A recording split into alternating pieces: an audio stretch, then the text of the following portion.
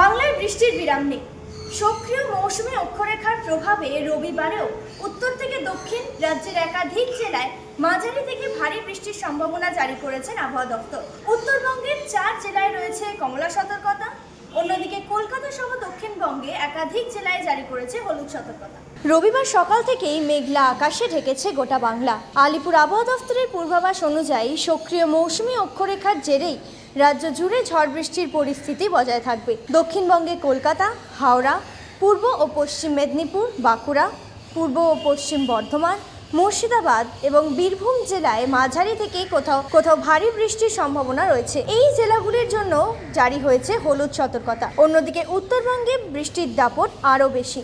দার্জিলিং, কালিম্পং, জলপাইগুড়ি এবং আলিপুরদুয়ার জেলায় অতি ভারী বৃষ্টির সম্ভাবনা জারি হয়েছে কমলা সতর্কতা। উত্তর দিনাজপুরে রয়েছে হলুদ সতর্কতা। আবহাওয়া দফতর জানিয়েছে, রাজস্থানের ওপর অবস্থানকারী সুস্পষ্ট নিম্নচাপ এবং সক্রিয় মৌসুমী অক্ষরেখার প্রভাবেই এই বৃষ্টির পরিস্থিতি তৈরি হয়েছে। ভারী বৃষ্টির কারণে পাহাড়ি এলাকায় ভূমিধসের আশঙ্কা রয়েছে।